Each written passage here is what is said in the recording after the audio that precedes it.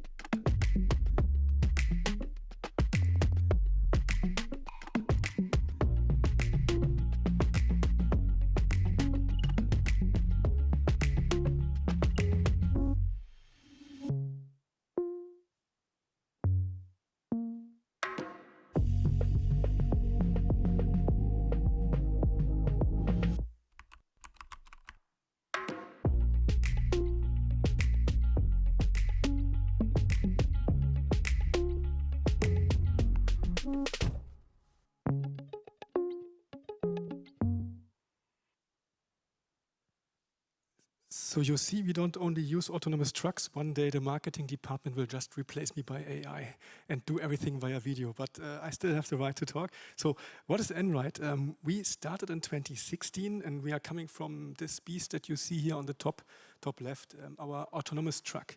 This is what our founders started with. They worked on normal OEMs, I guess, and then they said we want to do an autonomous truck which has not a driver cabin and nothing, really fully autonomous. And you see, here is where the load starts at this truck. So it's really very thin for the computers and the cameras and all this. But this is where we started. And then in 2019, there was this moment that the company realized, hey, the step to, we call them conventional electric trucks, this is the beast on the top right, is already such a disruptive moment. And there are so many different things when you change from a diesel to an electric truck that if you don't take these topics into account, you will fail because this beast will eat up your P&L for breakfast. And then to operate these trucks, you need software because going electric means managing transport completely different. So the logistic world from today is already complex enough, I don't need to tell you, but putting now parameters like state of charge, weather, and you really feel the difference when it's cold outside, headwinds, and so on. Where can I charge, and so on and so on. This is even adding more complexity. And you saw in the video also that if you go electric, you will need to build a network. Everybody talks about range, but range is not the issue because anyhow we have drivers that needs to do brakes, and so on and so on. So means we are building a network, and that's what you see, what we call grid here. So means we will have a grid around our operational countries where we do our charging, where the trucks will be based, we do maintenance, and so on and so on. And all this to manage, we have our software saga. This you see on the top left. So these are the different elements that we developed. And since 2019, we started to provide electric freight capacity as a service to our customers. You will see examples later where we do this. So we at the moment are the largest operator of these conventional electric trucks outside of China. You never know how many trucks are in China, so that's why we say the largest one outside of China. Customer examples I will show you later. And yeah, if you want to decarbonize your transport, of course, it's not a switch from one day to the other. So we have some fleet operators here today.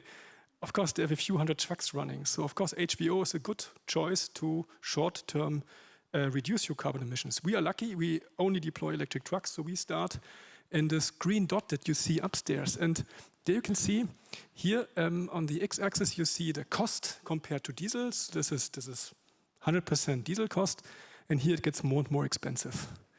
And on the other axis, the y-axis, you see the CO2 emission reduction that these options provide you. You see that there's only two which provide a very high CO2 reduction. This is green H2, so green hydrogen, which is quite expensive and not really a lot available. And you see electric, which if you do it right, can provide you nearly the cost of diesel. This is what we do. We change fleets into electric. Also, I come from the aviation industry, and we discussed a lot about future aircraft. There's in the future aircrafts which will go with 20 passengers, 200 kilometers. This is electric, maybe. Then for 100 passengers, European flights, you might use hydrogen. And the big jumbos which go over the Atlantic will need for several years still e-fuels or SAF. So what is available? And there you see fossil fuels, of course, quite very available. We all know this. Renewable electric energy, like Taco said before from Varo, this is available. It's about distribution and getting it where we need it. And then you see this liquid biofuels and green hydrogen, the availability in 2030. And the percentage is availability of what you will need if you want to fuel everything with this energy. And there I must say, for a commodity like a truck, where you can park it or stop it when the driver anyhow has to do a break, we see that definitely plug-in electric trucks becomes the standard, and it's payable, and it's not so expensive. And this is exactly what we do as Einride. We are electric, we are autonomous, and we are digital. So what we also do is we do this at a competitive pricing. You need to be able to pay it and to fuel it. So that's why it needs to be a mature technology. So maybe in 20 years, hydrogen, we have an energy source which provides us hydrogen at competitive levels. But today, there's a lot of testing, yes, and of course it's a very young technology. But today, to reach our goals in 2030 and to do our large-scale deployment of CO2 neutral fleets, we use electric trucks at Einride because, like I said, they are cost competitive, like you see here, and they are mature.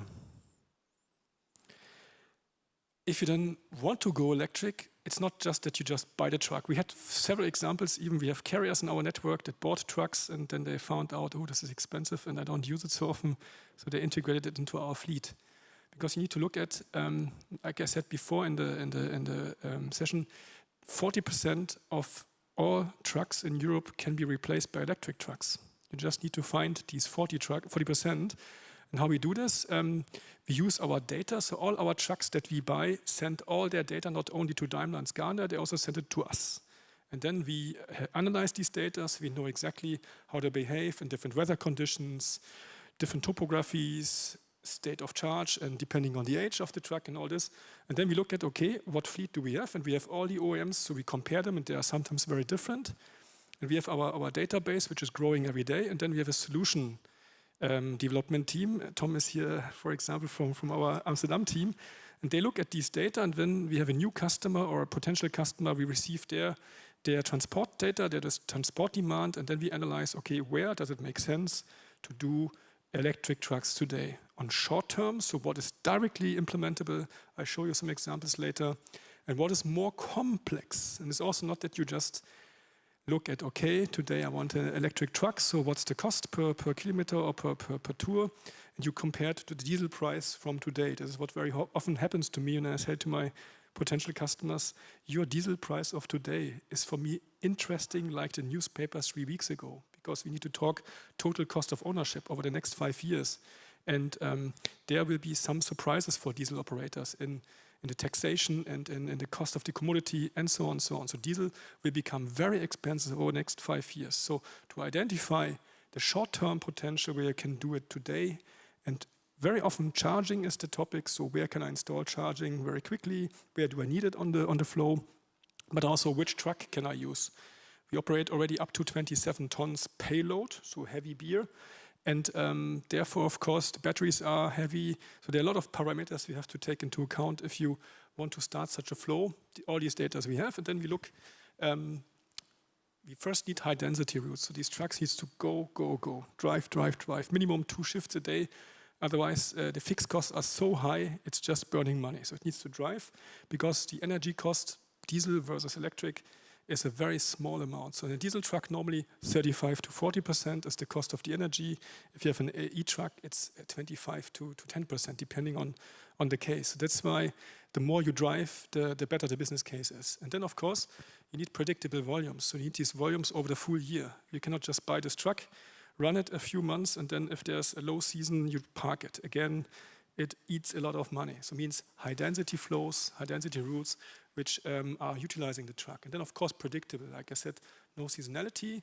And then when we come to distance, we started in 2019 with a range of 120 kilometers. And this really, again, depends very much on the payload. Now we have the OEM trucks in the fleet. We go around 200 kilometers per charging. And then next year, the OEMs say something around 500 per 40 tons gross weight, but let's see, in real winter conditions, we are happy if it gets 300 to 400 kilometers. And it's perfect for most of our cases. So we, of course, look at the range, but of course, we also don't just drive all day and then we park it and we do power charging. You charge very different. You charge on different locations. So there's home charging, which in your depot, you are at home, you park the truck, and then you can do a slow charging overnight if you don't need to drive at night. If you're en route and you need to get some energy on a fuel station, like I call them, you might change just for 10 minutes power charging to get home.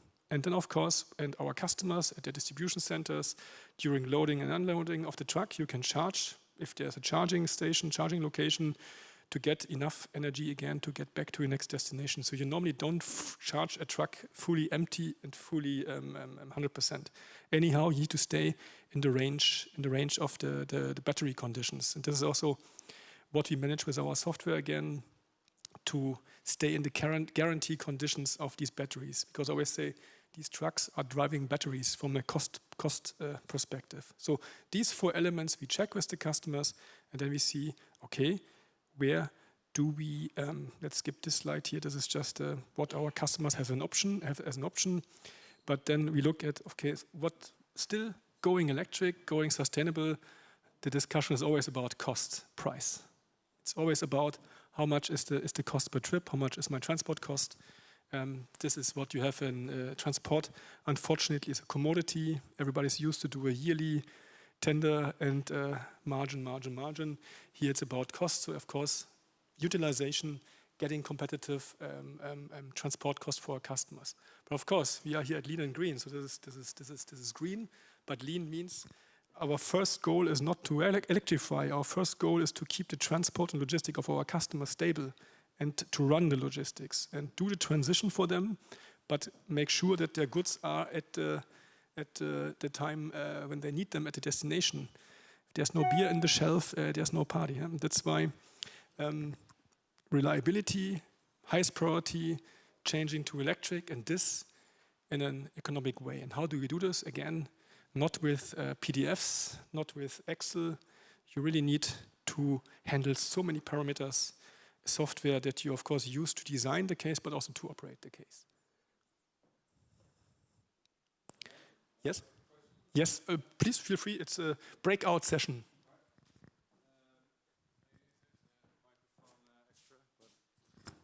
Just a quick question. In an earlier slide, you mentioned that electric was cost efficient just as fuel. Can you say a little bit more about how that is competitive at this moment, or what are the parameters to make it competitive? Absolutely. It's like I said, if you buy it and you run it 8 hours a day, forget it. This is definitely not cost comparative. If you have a high density flow and you run minimum 16 hours, so 2 shifts, then you get closer to diesel parity. Of course, it depends also on the country. So you know, I come from Germany, and there from December onwards will be 200 euro per kilo CO2 tax, road tax. So this is quite supporting our business case at the moment. And of course, this is in Germany now, and all the other countries in Germany now, in Europe, watching now Germany, but they all have the same goals that they signed in the Fit for 55. So in Europe, in 2030, if you still operate diesel, your cost will be very high, not due to the commodity, it's just also the taxes and total cost of ownership again. So that's why, but here utilization is the driver, and this is to get close to diesel parity. We also see that, of course, the OEM prices, like city buses. So before I worked at an airport, so we cooperated with city buses, electric, already a long time. And there you see really the prices started also with 3 times the number of a normal bus. Now they're at 1.5 times of a normal bus. So we see the same now with more and more companies buying electric trucks. then of course we reduce the cost of production. We see definitely a development, and that's also what we do. So we support our customers in this transition. It's not about buying a truck today and operating. It's a fleet change. And one example is, like I said, in US, we changed a fleet of 300 trucks for Maersk. I have a German customer where we started just with the rollout of 160 trucks over different waves, because you might have easy charging solutions for a few trucks that run easy tours, half a year to 1 year, depending on the hardware and the charging, you implement this. But then when it comes to more complex cases, like I need a charging hub in closer to Eindhoven, so I need to build a charging hub, I need to charge 50 trucks in a daily operation. Then to get grid access, to build your charging facility and all this, gets a bit more complex. So then, of course, you need more deployment time. So this is a next wave, and all this you need to plan now. This is what we do. We look at the different transport requirements of our customers, and then we do this assessment. Like I said already, we look at how do we get the most optimal flows, where do we charge, what do we do when we have disruptions, what type of truck you use, what are the future trucks available, and we do complete fleet programs. So it means we don't sell you just one truck, we sell you again the TCO for a fleet of 100, 200 or 300 trucks. And this means also you have different waves, and you will also have different prices of trucks in 3 years. So this is all what our hardware experts calculate and put into our model that we calculate to provide you this service. And then we do the planning, so means we do the layout, so what charging do we need, what trucks, when do we deploy them, and so on and so on. We do a business plan together with our customers. Oops. You see, this was a call. I'm back. And then, of course, maybe autonomous implementation at a later stage. So all this we design, we lay out, and then it comes to execution. And normally, so I worked at an airport. I planned to electrify my apron for the apron equipment, and I wanted to provide fast chargers on my parkings. I came to my infrastructure department and I said, hey, great, let's electrify, our passengers need charging. And they looked at me like, okay, so high voltage. Never did it. Interesting. And by the way, I need to renovate the runway, I have to build this building there, I have to build, so what is this strange electric stuff? So normally if you are not, if your core business is not electric transport or electric charging, whatever, you don't have this expert in-house. So it was quite difficult to go ahead. And this is what I love here. We have all the experts in-house. We have our, like I said, truck experts. They are buying the trucks, doing the layout, all this. We have our deployment guys that look at all the data and building the model. We have our charging experts that speak the language of the chargers. Our autonomous guys, which speak, again, another language. I don't understand all these languages, but I'm happy to get the result and happy to see them. And I even learned a while ago so that our trucks now have a MAC address. So like this one here, they have a MAC address. And then when we have a first time a truck new on a location, then they are putting the MAC address and they meet each other, they like each other, and they start to charge. So it's not just that you plug a truck into a charging and it works. 1.5 years ago, when I did the first truck in Germany, I came to a public charging with a customized truck. We plugged it in, and the charger and the truck said goodbye. And then we called the first level support. Yes, hello, how can I help you? Oh, nice, I will forward you. Level 2, oh, this is too complicated. And then after 3 hours, we got a call back from level 3. And somehow we got back our truck and the charger. So that's why it's not as simple as it looks like. And that's why all this system, the software, and managing these trucks, this is our charging experts and so on. We have also programmers that come from different companies. So all day we put together into this environment, and we develop this solution, and we are deploying the solution. And also my operational guys coming in, Niels here from Benelux, our operations director. And then we operate together with the carriers. We don't have own drivers. We take carriers as our subcontractors. We help them to electrify because with their margins today, I talk to many carriers and they say electric is nice, but with my margins and my risk, I cannot take the high risk of investing into an e-truck on the cost they have today. So that's why with us, we take this risk of the investment. We manage this infrastructure, and by this business model working together with carriers operating it, they are able to compete in this market together with us. But of course, if then in the morning at 4 o'clock, your new e-truck shows you, I have a strange issue in the display, they call Niels guys and ask, what do I do now?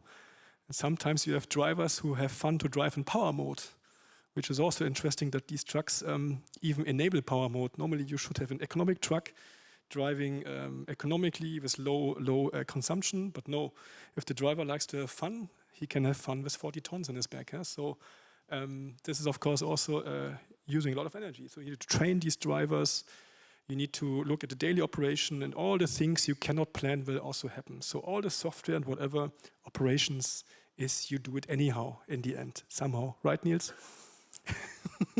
So that's why this is also where we are directly in the location of our customers. So we are everywhere in the region, everywhere in Benelux, everywhere in DACH. I have my team members, and we are there in the morning and in the evening and take care that all the surprises will be managed that you have. And this is how we help our customers to do the transition, also to operate in the end. So the full package, and our product is the capacity at a fixed price. So all the risk of the hardware we manage, all the implementation. So imagine how many consultants you need to install such a thing in your company. So all this is included in our price. And we have the experts in-house. Where do we do this? We started in Sweden. This is where the company comes from. There we started with AATs. Like I said, I will show a bit later about the AATs. But there we started with our fleet. And then second country was the US. So there you see some customers, large scale. You will also see later our huge charging station in LA. And then we added in the last 1.5 years, Germany, Netherlands, Belgium will start operation, UK started operation, Norway just started operation, and we will also start very soon Austria. So you see every year 3 or 2 countries, and if you do this from greenfield, starting a new country is such an operation, it's quite an interesting task. So that's why we do step-by-step countries, but of course, if in these countries are large amount of customers, and if this country, you see also in this footprint here, what are the most competitive countries in going electric? This is why we are there and why we first concentrate on these countries. But of course, one day all Europe will be green. That's why just step by step we are growing, and means we are not a local partner just doing this in this country. You see also the local customers we have. With some of them we do global rollout plans and global plans that to change into electrification. The question?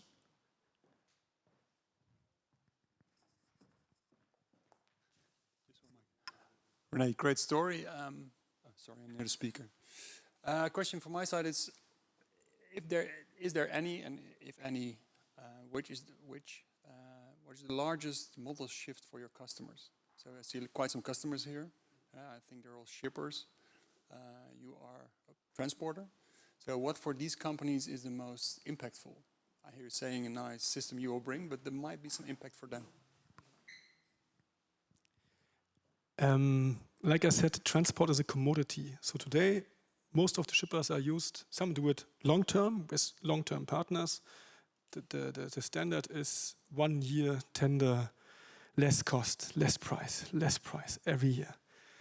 We need minimum 5-year contract. So means you get this service, we take all the risk for the hardware, all the risk for the trucks, which nobody knows what they are worth in 3 years or when the battery is broken.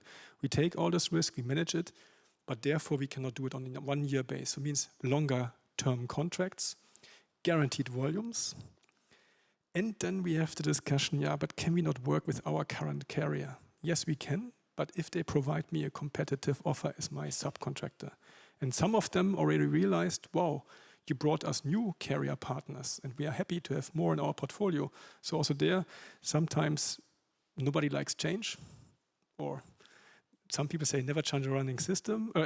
So that's why, it's the willingness to change which is important, and some contractual conditions which are not a standard in this industry. But this is what we require, of course, to implement this business model and to also give these competitive prices.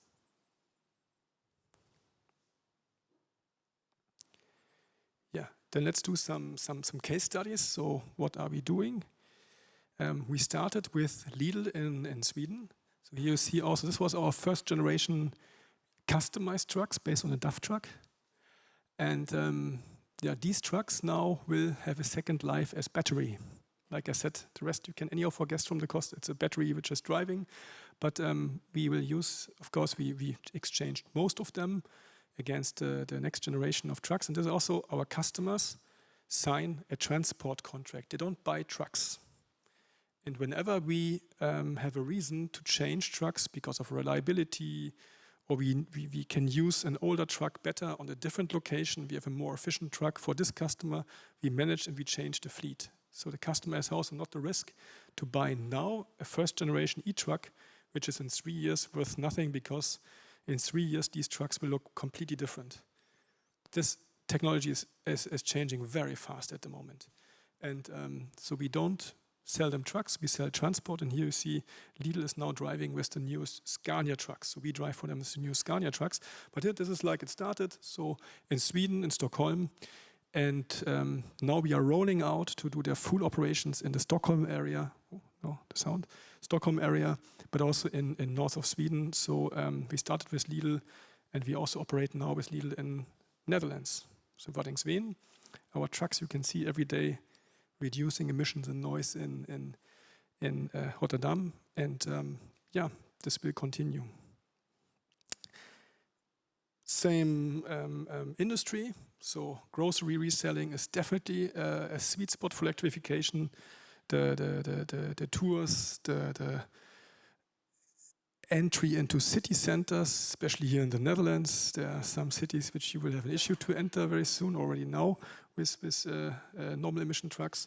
So Rewe, I also brought you a video to show here just 7 trucks in Berlin, distributing to 300 stores.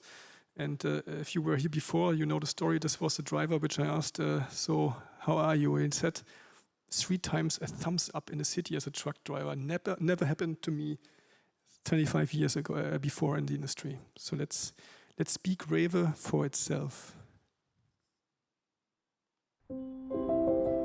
It takes a brave company to commit to climate neutrality by 2040. Rewe has taken the first step towards this goal by switching to electric with Einride. A tailored solution, including 7 electric trucks and charging infrastructure, is now live in the capital of Germany. Rewe made the switch without disrupting operations. With Einride solution, Rewe can depend on, as Sven Wallis says, Verlässlichkeit, Verlässlichkeit und Verlässlichkeit. Together, Einride and Rewe have electrified deliveries to over 300 stores, lowered emission and reduced noise pollution, making Berlin greener, one apple at a time.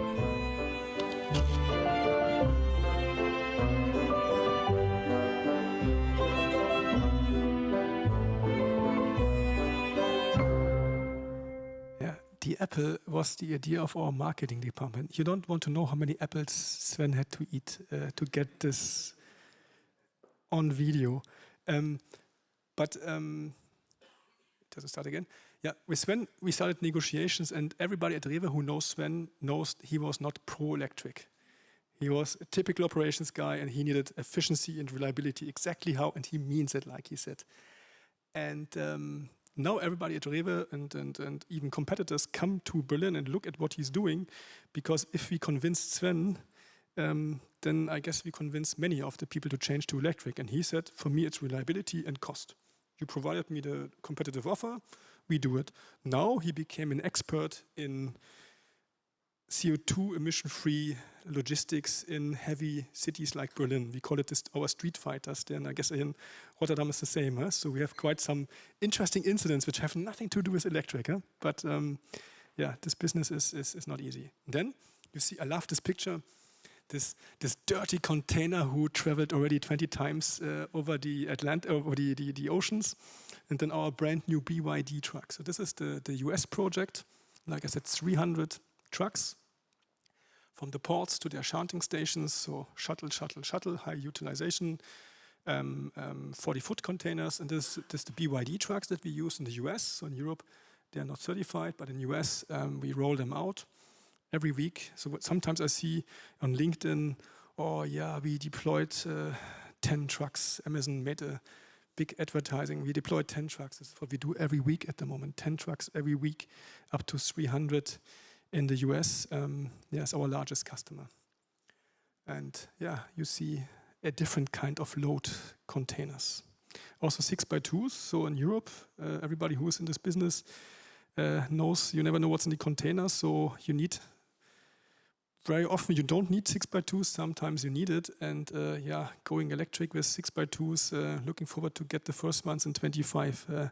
So also there, form factor is a topic, has to do with axle weights and so on. So that's why also there we are in deep discussions with all the OEMs to say, okay, when do we get this form factor, this trucks, low liner is the other topic, this flat trucks, which you need to have this higher volume trailers. So form factor is a topic at the moment, but I see also there in 25, 26, I'm sure we have nearly all the form factors there. Then you see this was our first project in Germany with Electrolux AEG. We started with them in Sweden, and then we rolled out into Germany. This was the project where I said before I killed the truck and the charger, public charger. You see also here, we changed now to the first generation OEM Scania. So also there, they don't use the first truck that we deployed. And we are driving white goods in the Nuremberg, Munich area. Then it goes more to the heavyweights here. This is our latest trucks that we took. This is also a historic truck here because this was the first ever delivered e-tractor, semi-tractor from Daimler. Of course, they sold millions of diesel tractors, but this year is the first ever that they delivered to a customer as an e-tractor. Before it was all rigids. So we directly took it to a deployment project where we are working at the moment, and we push it to the limits. So 27 tons of beer. I'm sure in this country you recognize the brand. So we did also a smooth launch with Heineken, so we will operate with them or we're deploying with them. Beer lane, 150 kilometers, international, constant flow, back and forth, high density. So this is the toy we play at the moment with, right? This is beer and international flow, long range, charging at the customer, charging at the partner, charging en route. So all options of charging we already play with. Then the same truck type. There you see it looks pretty normal. So we are already used to e-trucks. But also the trailer, because if you once stand beside such a chilled truck and it's in front of a supermarket, you hear the noise. Tuk, tuk, tuk, tuk, tuk, tuk, tuk, tuk, tuk. This is not normally the engine of the truck. This is the chilling unit here on the top, because this is also a diesel engine. And here the engine of the trucks, they were developed, and Euro 4, 5, 6, 7 might come, all developed. This diesel engine doing the chilling is still like a grass cutter, and the pollution is nearly the same like the trucks now. So of course, noise, CO2, you cannot use an electric truck, and then you have a diesel unit chilling the trailer.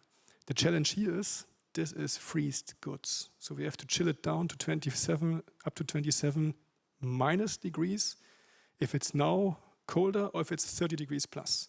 You have to come pre-cooled, and this trailer has its own battery, it has its own generator, so it generates when it drives, it can cool forever.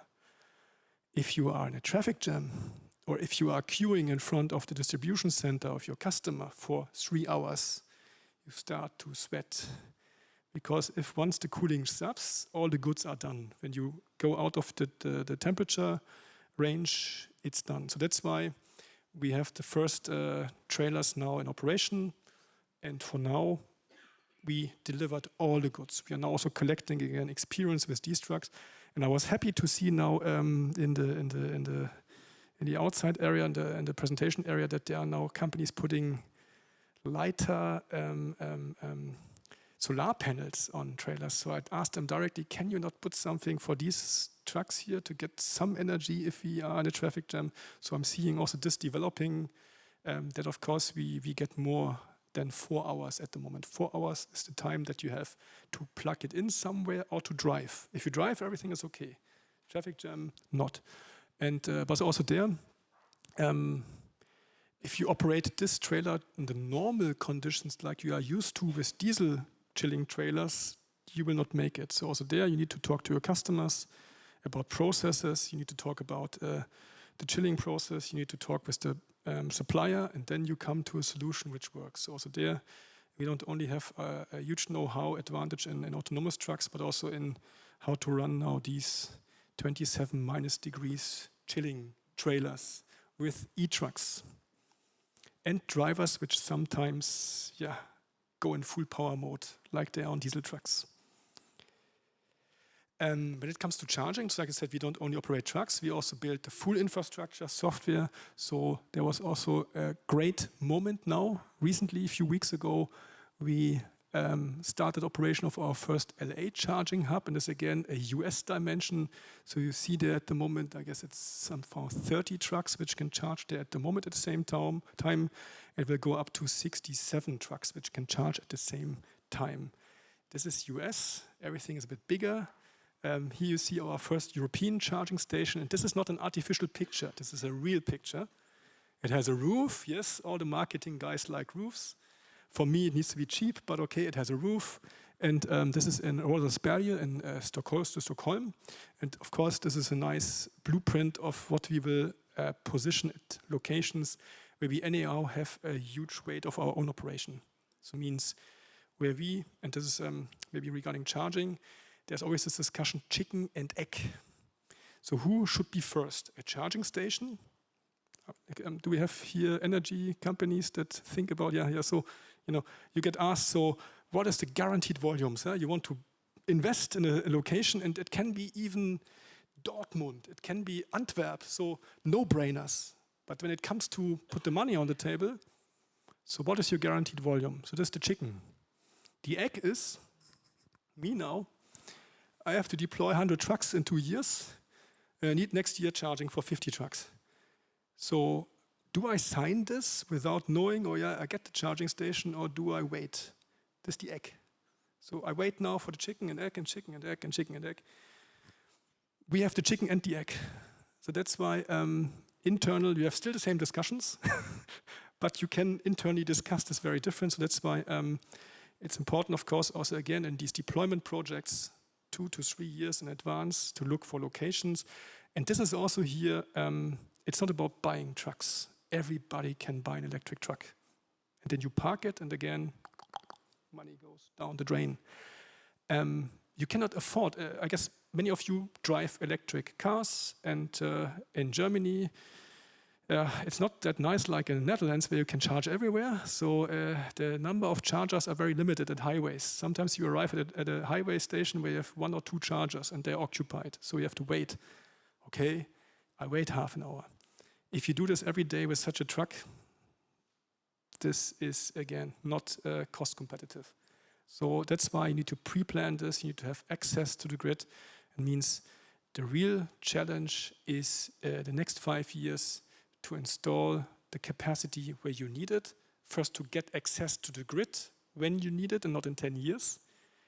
You need access to the grid, you need to install it where you, and then you need software to manage. And our today's customer, not all, but some have still this PDF world. So the driver comes in the morning, he queues with other drivers for half an hour, then he gets his PDF, and then he has his tour, and he's driving his tour, and he comes back.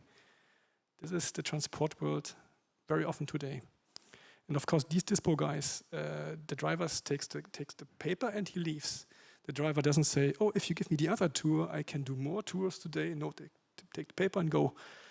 Now our trucks say, I have this state of charge, and I'm at this customer who has a charging, but my other customer has no charging. So if we switch the tour with the other truck who has more state of charge, we can need less energy tonight at our DC because there's a limited amount of energy that you have. try this with PDF and with a dispo, how they work today. So you need software to manage this. So it means the key drivers in the next 5 to 10 years in Europe to operate electric is access to the grid, charging where you need and when you can, and have a software that is managing this. And you should start now, because it takes 5 years to change a fleet of 500 trucks. So that's why charging a big element of our structure. And of course, we don't do this all ourselves. We discussed this morning that there will be partners that we work with, because the transport, electric charging, software, autonomous is already a big business, and we have a lot of experts. This is the core of our business. And like I said with my airport before, my core business was not charging, but of course there's the energy part. And also today there are great things which you can do with energy. You just need the experts, and this is a business for its own. I don't need to tell you. So that's why this will be definitely partners. And today we are happy about every charging station in Europe, about every access to the grid, and everybody who drives electric, because like with the flat screens, if everybody buys bonds, it gets cheaper, it gets a commodity. So that's why just in Germany, 5 million trucks. Now, since 1.5 years, when I drive on the highway, and I drive a lot in our region, I see all the trucks and I think, hey, come on, 10% of this. Imagine how many trucks there are. And this is just a small part. So that's why there's quite a huge fleet which needs to be changed. 15 minutes left. This is our route. So this is where we came from. And here you see, I love this picture, you see the 2 generations already. You see on the left side, this is the first generation AET that started in 2019. So this is where we started, where we learned a lot. This is also the one who holds the record on the Top Gear track. So this truck drove 87 kilometers per hour and is a world record holder in autonomous trucks. Our engineers had quite some jobs. So it was a challenging part, but we made it. Normally they go 5 kilometers per hour. Now we move to 25 kilometers per hour. So it's about safety cases. You need to run, you need to operate. I come from aviation, so it's all about safety. So you need to build safety cases. This is what you do. You operate, you run with authorities, and then you get the safety case to get faster. And of course, in the end, we will go 80 kilometers on the highway. This is not at the moment. You see already on the right side, the second generation, these are the ones which we deploy in the US now with GE. You see different form. What is the biggest difference is under the nice skin. This is, we also changed a lot of where to put the batteries, how to put different types of the different parts of the trucks, really electric, optimized layout of chassis and all the systems. And the next step also goes then, of course, to electric actuators and so on and so on. Yeah, but on the rest, so these guys here are driving autonomous. You need to think about, so they get a defined area where they are allowed to move. And of course, then they have all these expensive sensors. And there are many people in our company who can explain this much better than I can, but they have a lot of data per second that they have to process. And this is then how the truck makes the decisions and is operating.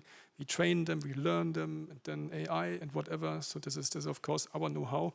We build them at the moment ourselves, prototype development, but of course long term we will produce them with partners. You will never be able to buy such a truck. We don't sell them. So these we build ourselves, but again to operate them ourselves. There's also the difference. We operate them, so means we design. We look with customers for use cases, now with GM in the US, you will see a video later. And then we define in what area they are driving. You see also the left truck has a number plate. So we are the first ones who had in Sweden and in the US, and I'm sure the US industry was not so happy that a Swedish company was the first one to get a number plate on the truck without any driver cabin. And this means we are allowed to operate on specific public roads in these areas. So it's very, very specific, very defined, and only for these routes which are low density, we are allowed to operate this truck. But we are. That is the first step.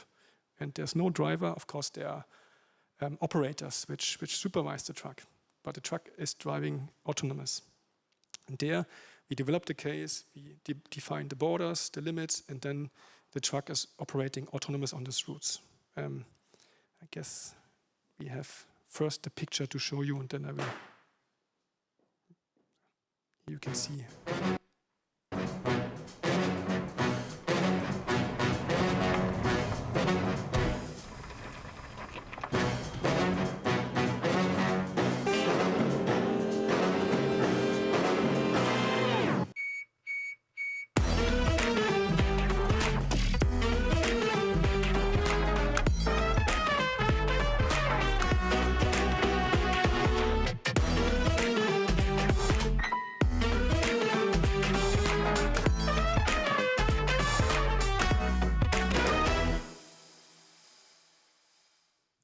So there you see real video pictures, how this operates, and also loading, unloading is of course automatic. So this is a full automatic lane. And yeah, there are, like I said, lots of routes that you would like to automate because you don't want to know how many trucks are driving today, goods between 2 kilometer distance, and the driver go every day the same way back and forth. So there's a lot of potential just to start with this operations. And of course, the next level is then going into more rural areas, more dense roads, and then you one day go on the highway, which is also simpler than the city case. But to get on the highway, you need to go through cities. So that's why then the highest level is then the Paris roundabout. And don't ask me when, but we don't need the Paris roundabout today for our trucks. It's not fully without people. Because of course it's a system that you need to supervise. So the truck is doing the standard thing like driving back and forth, whatever. There's an obstacle, autonomous. But you have of course an operator. And this is our remote operator position. So today's trucker life, if you are unlucky, you live 4 weeks on your truck. You don't know where you are tomorrow, and then you are home after three months. Then you stay home for 2 weeks, and then you go another 3 weeks, and you live on the highway somewhere. You notice on parkings when you are on the highway. In the future, with our autonomous system, you will supervise the trucks, and the truck is then calling you when there's a decision point or when there's a more complex situation, or you know it will arrive at a complex situation. So you have the supervisor sitting in an office environment. And this means you can also go for 4 hours in a shift to work, drive a truck remote, and then you go home. So this model of driving trucks will change with our system, and you can also do it from everywhere in the world. So we operated already trucks in Sweden from the US. So also this is possible, and the goal is to, of course, have more trucks per supervisor. And then, to supervise them and, of course, take decisions when it gets more complex. This is what you anyhow have to do to build a safety case, to supervise these trucks. Yeah, and this is, again, a nice, shiny, but it's real. This is not a fake. So when you one day come to Gothenburg, where we do our tests and all this, then you see how they are remote controlled via our operator station. Okay, I have 4 minutes left. I'm at the end of this presentation. Any questions on the autonomous trucks, on all the things I just told you? No questions anymore. Everybody's asleep.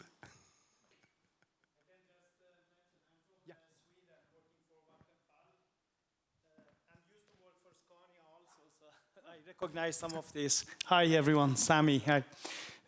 In Stockholm we have one bus, maybe you know that, since a couple of years ago, which goes inside of Kista in Stockholm between Ericsson and you can use it. It's an autonomous car bus, and it has 7 or 10 seats. You can use it. There are a lot of challenges also from Vattenfall's perspective. We know that it takes time to have the power and the chargers that you need on place, and waiting time can be up to years actually for this. So we hear it from our customers, our partners, and I think this is a common challenge for not only Vattenfall but also other energy providers. I don't know if you agree, but it's a huge issue. And we need support and also to collaborate with each other. We need support from government, from politicians, and also from the people, the mindset of the people to be ready for this type of solutions. But a lot of things is happening, so very happy to see that. Yeah. Thanks. So many connection points. Huh? You had a question? No? Okay. Yeah, so definitely. So also in our process, when we design a case, there's Tom who designs the case and says, I would like to have a charging station exactly there. And then it comes to reality and you say, okay, let's search for a location. Okay, we have a location. And what's the cable? Oh, shit. So then you might look for, okay, where do we have the power? And then you re-optimize the flow. So again, it's finding places, it's finding solutions. If it would be easy, everybody can do it. Okay. If there are no other questions, thanks for listening and have a nice day. And yeah, we are here to answer questions.